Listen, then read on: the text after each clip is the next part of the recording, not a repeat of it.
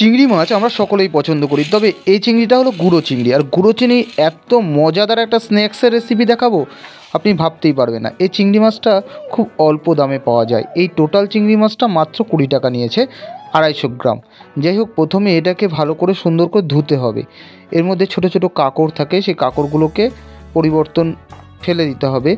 আর ভালো করে 2-3 বার ধুয়ে নিয়েছি। এবার একটা মিক্সার তৈরি হবে বা মন্ড, তার জন্য চিংড়ি মাছগুলো প্রথমে নিলাম। এখানে মাঝারি সাইজের 3 থেকে 4টি পেঁয়াজ কুচি কুচি করে কেটে নিলাম।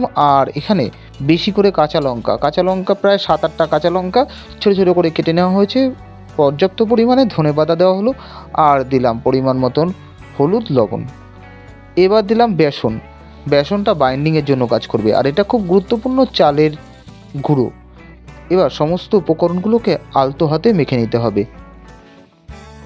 যেটা বলছিলাম, চিংড়ি মাছের অনেক কাকলেট বা অন্য অন্য রেসিপি খেয়েছেন, তবে এই রেসিপিটা একবার যদি বাড়িতে বানান তাহলে বুঝতে পারবেন এটা কতটা মজাদার আর প্রচণ্ড সুস্বাদু হয়। যাই হোক, এবং খরচাটাও কম।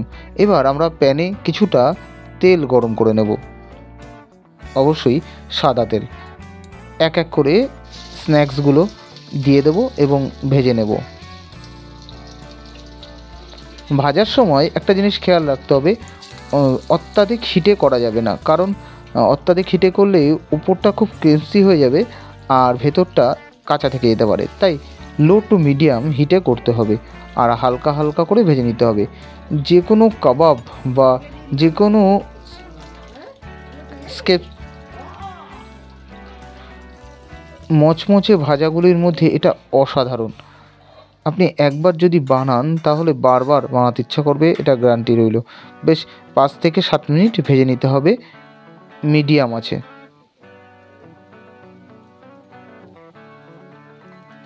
দেখুন, এবার উল্টে পাল্টে করে ভেজে নিচ্ছি। ভাজা কমপ্লিট। এই দেখুন, অত্যন্ত মচমচে এবং অত্যন্ত টেস্টি। প্রত্যেকটা ভাজাই আলাদা সুস্বাদু এবং অনেক মজাদার।